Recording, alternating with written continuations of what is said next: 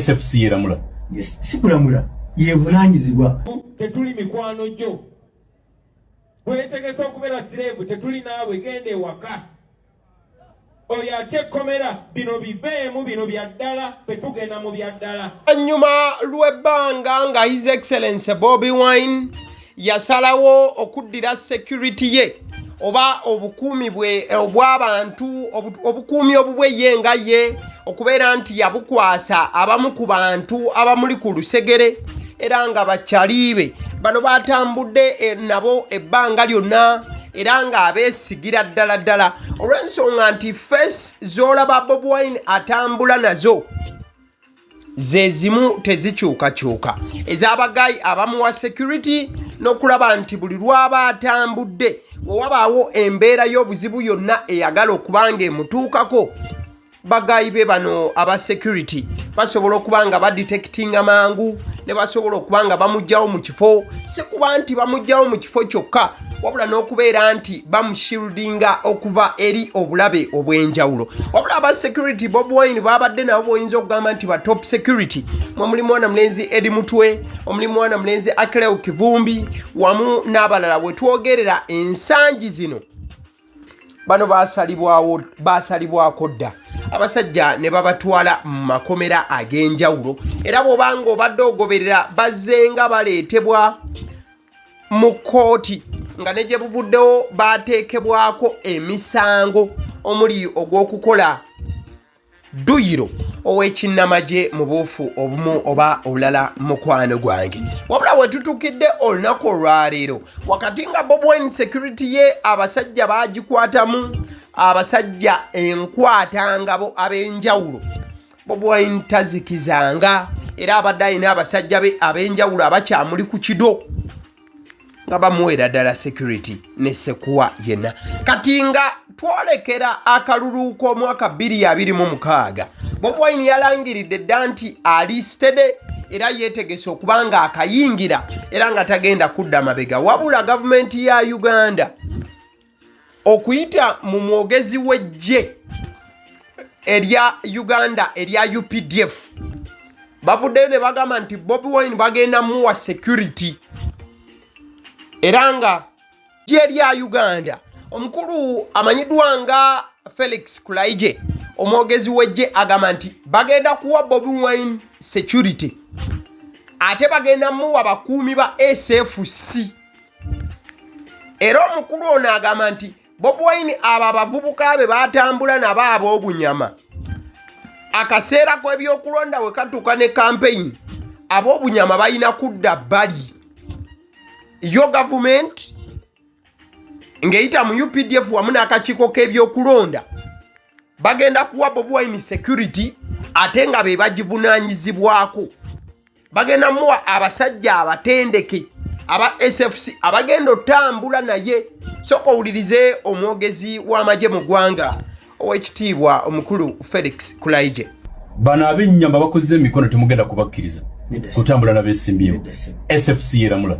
Yes, sikulamula yevunanyizibwa n'olwekyo abakoze emikono 226 tebeesunga kukuuma beesimbiyewo emikono gye bazimbye bagizimbire eno bamulinde nga kampeni ziweddeko bagende mu maaso n'omulimu gwabwe naye mu kampeni twegayiridde batuyambe byabanene si byabanene byabalagirwa amateeka kyetugaye nti babeerako abali official naye nga balina n'abaabwe be batambula nabo ku mulundi guno nti abo tebagenda kukkirizibwa bano be bategeera abantu baabwe bino si yakutegeera buno bukuumi bw'obajjako kutegeera n'obawa SFC nga tebawadde mwaganya kusigaza ku baabwe basigaza omuyambi yekka omuyambi aids or aid attendance kubanga singa omukandida tunafuna ekimutuukako tebajja kuvunaana private security gyoyogerako gambo bya mwogezi wa UPDF oba ejje ly'eggwanga omukulu Felix Kulaije akugambiddewo nti Bobi Wine teri kuleeta security ye ebyo tebiriyo agamba nti oba Bobi Wine aba security be balina be bamutegeera oba biki ebyo tebagenda kubikkirizanga bo bannamagye bagenda muwa abasajja bamulumira mwoyo abasajja abatendekebwa ne sekutendekebwa yenna ejja lya SFC ndoza mulimanyi bulungi ne baani be bakuuma mu ggwanga ejja lyo be basayininga oba be baali asayiningira okubeera nga bakuuma wabula Bobi Wine agamba nti tatidde era ali mu kuyita bannayuganda bonna abagamba nti omuntu yenna bw'obanga olina okutya akalulu kano keesonyiwedde ebbali bw'obanga otya ekkomera bino bye tugendamu biveemu era Bobi Wine agamba nti yafunye dda security information nti abasajja bagenda kubanga babakwatanga ne sekukwata yenna wabula Bobi Wine agamba teriiyo omuntu agenda kubanga amuyimiriza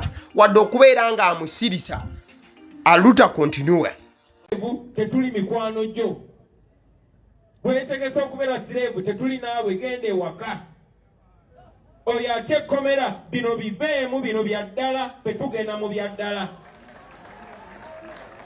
nze ng'omuntu nkimanyi era twafunye information tibeetegese okukwata buli muntu yenna yenna neetoolodde ne bwe naaba nyina kulinnya booda njajjirinnya mazima ga Nalunkumu temugenda tisatisa temugenda kutusayira ensinga mwenna bannayuganda mbabuulyanga pulezidenti gwe mwalondera gwe mugenda okuddamu okulonda obuyinza mwabumpa nange mbubawadde buli omu alina obuyinza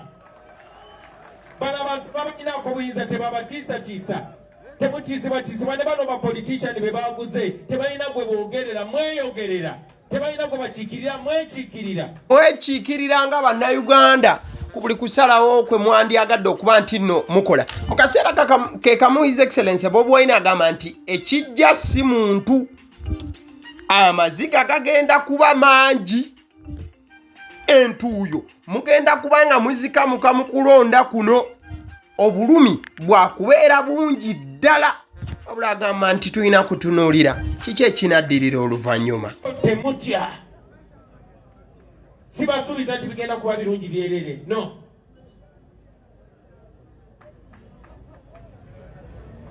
kuno okulonda kugenda kuba kwa ntuuyo kugenda kuba kwa maziga kireeri gwe okusalawo amaziga oba entuuyo kuba byonna bitungununa newankubadde bijja kuwa ebintu byanjawulo mu kulonda kuno mugenda kubaamu obulumi mugenda kubaamu okusibwa mu makomera mugenda kubaamu tiyagazi mujja kubaamu tukuba kibooko naye mbakakasa oluvannyuma lwa byonna tugenda kuwangula. I don't know, His Excellency Bobi Wine yayongedde okubeera nga aweereza message eri strong eri ebitongole by'okwerinda byonna mu ggwanga n'abagamba nti abasirikale ab'amagye n'abasigadde muli ku ebyo ng'ennaku z'omwezi 23 lwe lunaku olwokubiri lwa wiiki ejja agenda bamunominating ewali mu Electoral Commission akakiiko k'ebyokulonda wabula olumalirizibwa abagambye nti ekiddako tugenda kubanga tukola procession tukimanyi bulungi nti ne President Museveni kwolwo gyali ekololo Bobi Wine agamba nti katwe tujja natete tujja wabula abaana obwedda abali ku kamera nga bagamba olaba otya we tusooka ne tuyitako ekololo awo ne tusooka twolekere katwe wuliriza ka vidiyo bulungi tugende basebo ne bannyabo tunominatinga ku lwakubiri nga 23 tuva ku nomination tujja kwogerako eri abantu ekatwe ku kisaawe nga Museveni bajja okwogera n'abawagizi be Kololo. Twategeezezza poliisi era ebbaluwa gibalaze yiino twagiwandikidde dda poliisi ng'amateeka bwe galagira. Njagala kuva waggulu bassebo ne bannyabo nga mbakakasa nze ng'omuntu sigenda kuwanika naye naawe tokisuubiza nze kyesuubize ng'omuntu. Bobi Wine amaliriza okuweereza obubaka obuli very strong eri bannankyukakyuka bonna wamu n'abawagizi b'ekibiina ki the National Unity Platform kati ebigere tubitanduludde ne tuddayo kakiiko k'ebyokulonda twagala tumanye update kyeriyo twagala tumanye biki ebiri mu kugenda mu maaso olunaku lwaggulo nakuleetedde emmotoka empya tukutuku ezaleeteddwa mu ggwanga zino nga zigenda weebwa buli eyeesimbyewo buli kisi nti yesimbyewo ku bwa president singa onaabeera oyiseemu obanga onominatingiddwa emmotoka zino zigenda kubanga zikuweebwa. Wabula amawulire ge tumaze okubanga tufuna agaviira ddala eri omwogezi w'ekitongole the electoral commission oba okulonda mu ggwanga omukulu amanyiddwa nga Julius Muchunguzi alina byayogera ku motoka zino. Agamba nti bwe ziba ziweereddwa oyo eyeesimbyewo bagenda kubanga bamuwa emmotoka bamuwe driver at the same time bamuweereko n'owa security. Katusooke tuwulize wano tugende mu maaso ku by'emmotoka zino twongere okulambulula. Security detail vehicles. Each aspirant who will now be a candidate, each candidate after nomination will be handed a security vehicle with a driver and with security personnel on it. Newankubadde nga emmotoka zino nnungi okuzaama bw'ozitunuulira okomya kuliya amaaso mukwano gwange nodda ebbali n'ogamba nti wamma emmotoka ze baaleetedde abeesimbyewo ku bwa pulezidenti nnungi okuzaama. Abakulu bagamba nti teri yeesimbyewo gwe bagenda kuwa mmotoka mbu yakutuulamu okubire mu kampeyini nedda. Zino emmotoka ku bulungi bwe ziriko bazireese zigenda kubeeramu ba security baabo abeesimbyewo. Tugeze nti Bobi Wine bamuwadde emmotoka bwe bagimuwa Bobi Wine abeera takkirizibwa kugikubiramu kampeyini, abeera alina kubeera mu yiye eno nejjanga emugoberera bugoberezi. Okwo kwe batadde n'okuba nti bagenda kuwa security. Eri gye wawulidde omukulu ayogerako wali ow'Amagye Electoral Commission yazzeemu n'ajogerako n'agamba nti kyekituufu akakiiko k'ebyokulonda kagenda wa buli eyeesimbyewo security. Agambye nti teri kuwa muntu yeesimbyewo ssente. Abamu baadde balowooza nti buli yeesimbyewo ku bwa pulezidenti bagenda muwa $5,000,000. Abasekeredde n'abagamba muyina omuzannyo ezo ssente teziri mu biveeko ebyo by'ekisiru. That vehicle is not for the candidate to use. That vehicle is not for the candidate to use. It is for the security, his or her security. So if a candidate is traveling by border, that vehicle will follow him or her on the campaign trail. If he is walking, the vehicle will follow him. If he is in a bus, the vehicle will follow the bus. You know, in the past, people have been misleading people, telling them that the commission is going to give you money if you are a presidential candidate, that they will give you, I hear they were saying that they will give them 50 million, and then apparently people were now calculating and saying, I can borrow 20 million, pay nomination fee, come here and go through the process, then get nominated, get 50, pay back the loan, enjoy, and make a difference of 30 million. We want to tell people that that is false, it is unfounded, it is baseless. If you have no money to put in the campaign, do not expect that you can make money out of this exercise.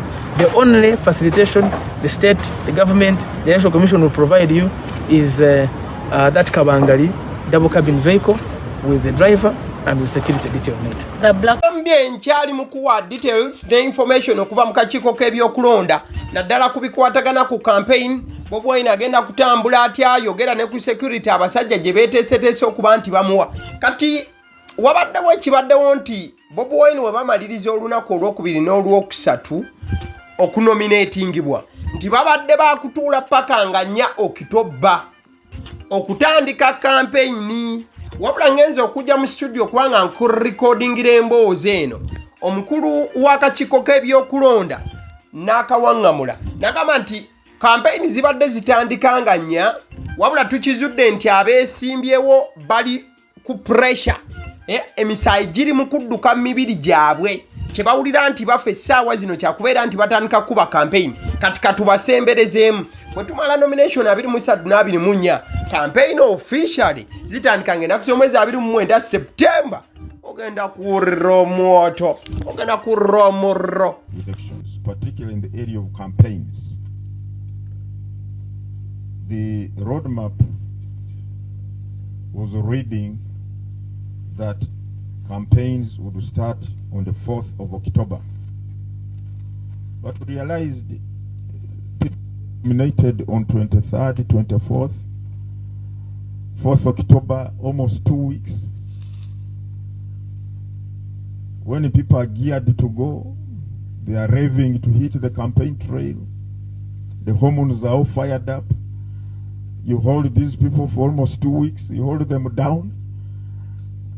We found that Mr. Mwesigwa would have a hard time trying to keep people under control.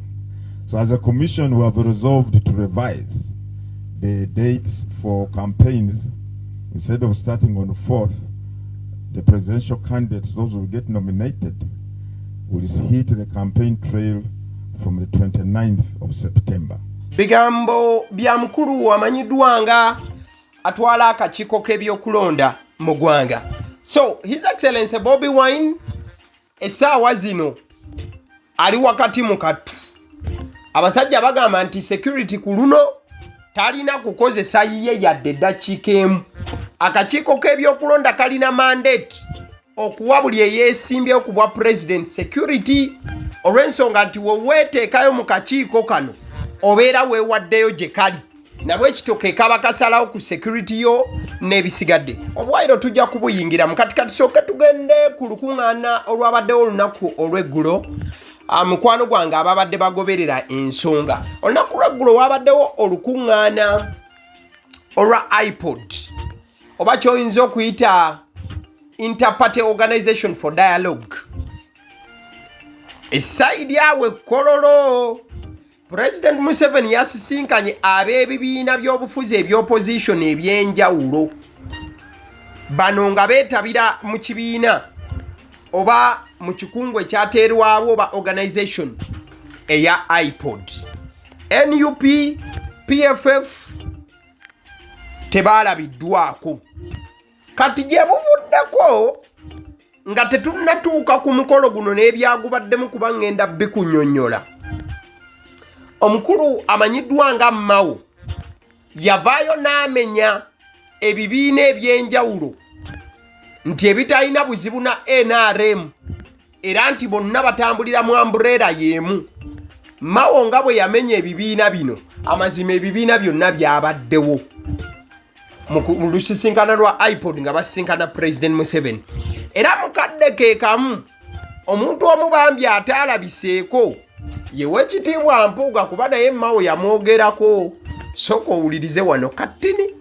In Uganda, there are now two political blocks.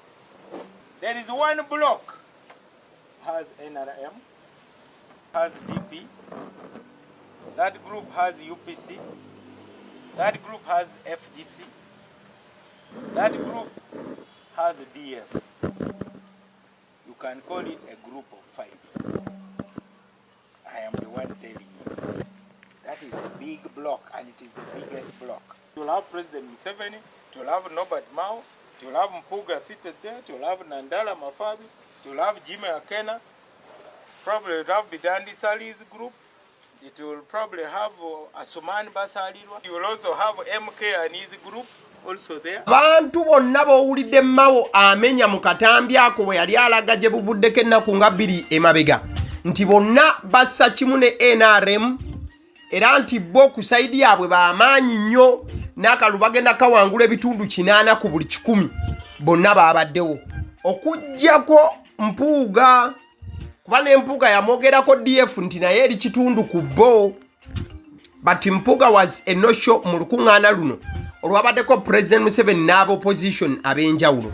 In fact olukuŋŋaana luno kwabaddeko DP Democratic Party, Forum for Democratic Change FDC, Uganda People's Congress, Justice Forum ne People's Progressive Party.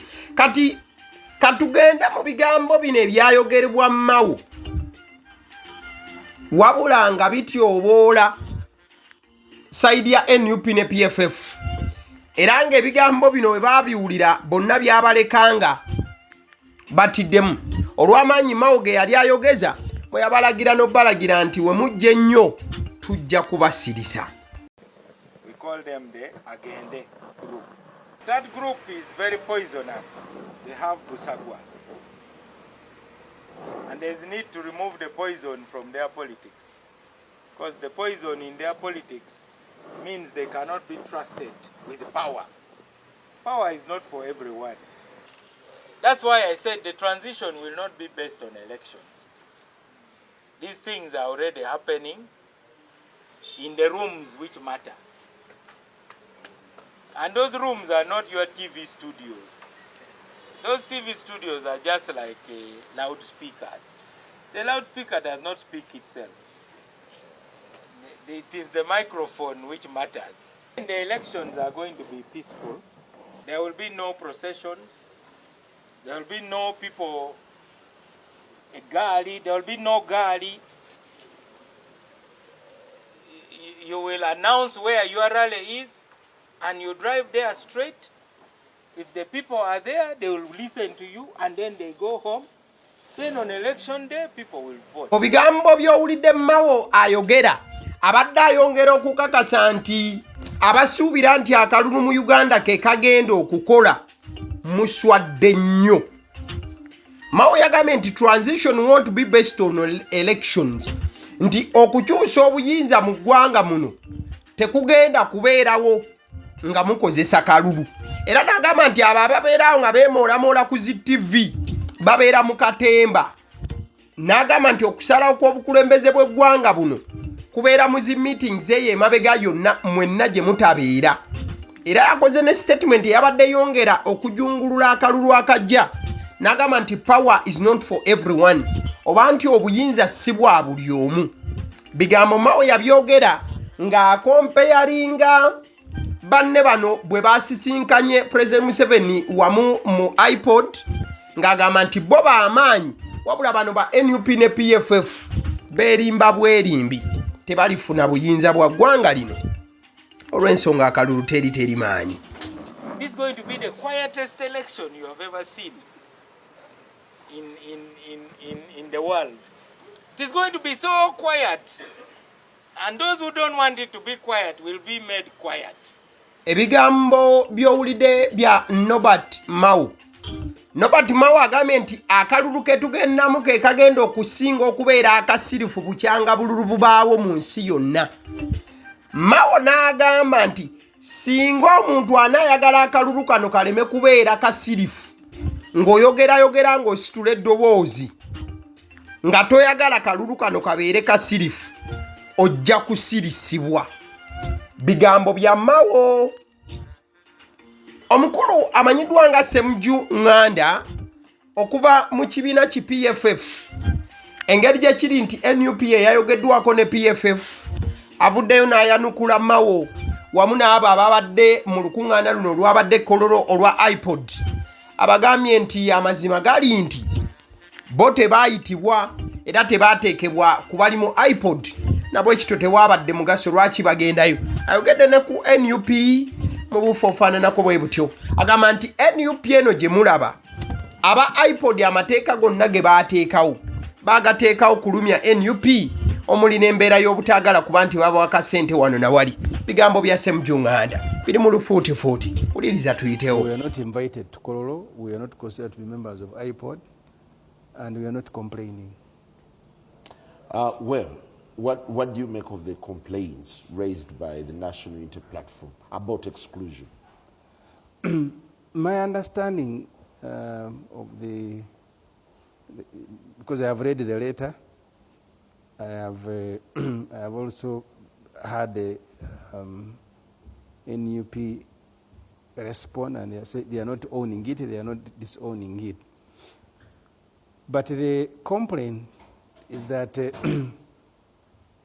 if you look at the definition of who the iPod members are, it means parties that are represented in Parliament.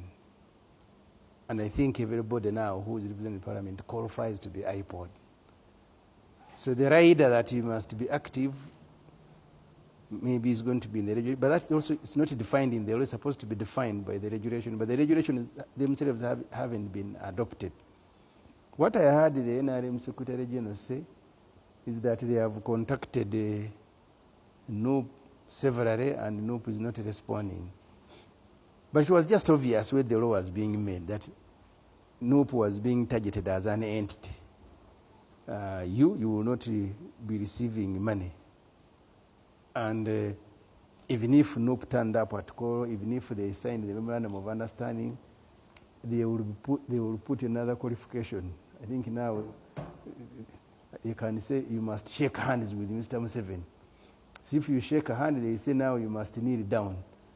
So the intention, because we read the intention, not what the law says and the regulation. The intention is that you parties that are giving us trouble, you will not get the money. Bigambo bya mukulu Semujunganda yabadde annyonnyola nti bino ebya iPod ebitambuzibwa ne luno olukuŋŋaana olwakoleddwa PFF abasajja baagigobyemu bayiyiza nebeera nti teri kitundu ku kyo wamu ne NUP kati agambye nti NUP ne weeyandisazeewo okwegatta kwa iPod eno abasajja bandinoonyezaayo akawaayiro okulaba nti NUP bagiragange ennafu. Semujunganda agamba nti singa NUP yagenzeeyo ako bandibadde bamutegedde nti NUP ekabuuse kati kye bandikoze kyakugamba Bobi Wine kushekinga mikono na President Museveni nti ekyo Bobi Wine bwe yandikikoze kati bandimugambye afukamire bufukamizi. Semujunganda agamba nti bano abasajja baleeta iPod eno kubeera nti enkyukakyuka ze baateekamu za kufufunya za PFF wamu ne NUP line efaananako bwetyo. Kati njagala nkulage ku lukuŋŋaana luno lwa iPod olwabaddewo. Abamu ku bakulu ababaddemu. Omukulu atwala FDC kati agenda okwesimba ku bwa President Nandala Mafaabi yabaddewo. Omukulu amanyiddwa nga Akena ono ng'agenda kwesimbawo nga President wa UPC gye buvuddeko ebaddemu enkaayana ennyingi yabaddewo. Omukulu Asumani Basaalirwa ono nga ye President wa Jema naye mu lukuŋŋaana luno lwa iPod yalabiseeko.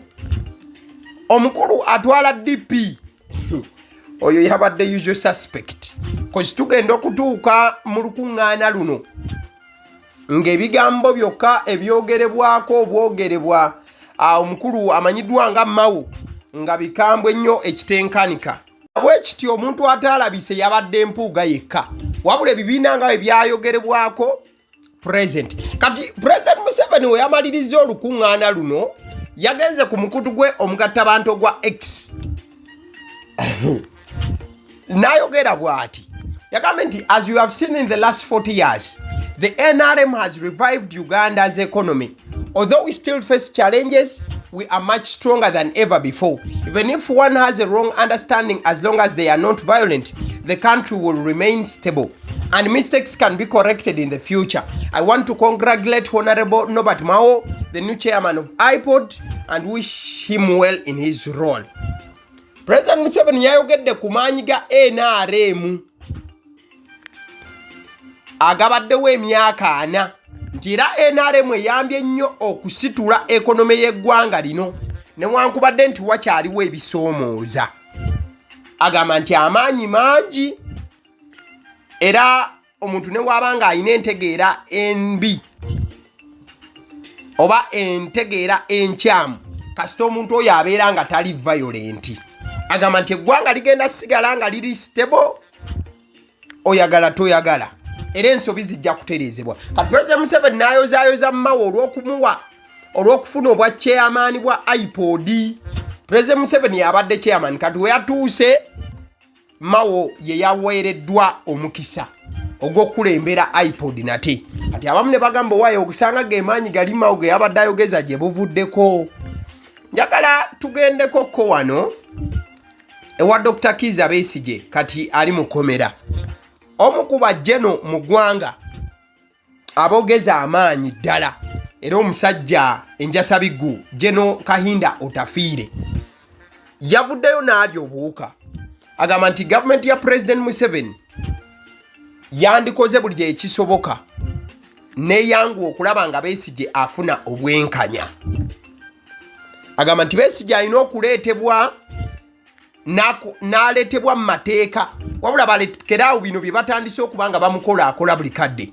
Wabula bino Jeno Kahinda Otafiire abyogeranga ne Erias Lukwago atudde awo ojja kujjukira ono wa PFF ate nga ye lawyer wa Erias Lukwago. So kati soka tulabe embeera butya bwe yatambudde In fact jena alina we yanyigidde obusungu ne bumulinya era ebyaddiridde sigala ku video.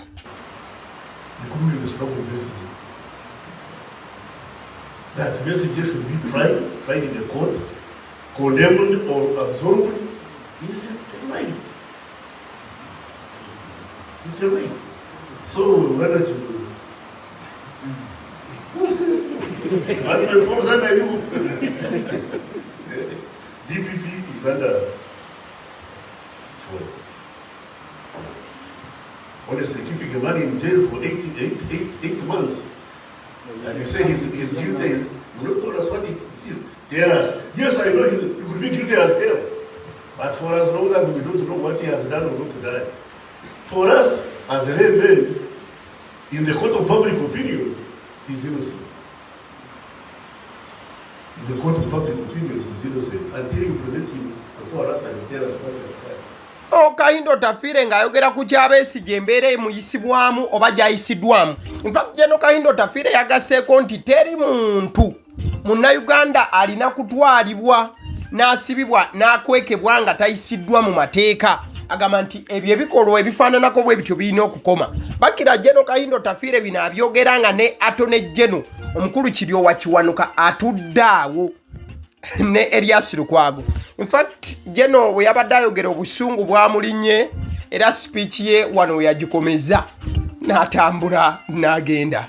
Though he got a round of applause for whatever that he said. As all the others, no citizen should be incarcerated without fair trial. I'm telling this, but they did it, they like it. That's up. As far as I'm concerned, nothing lost, nothing gained by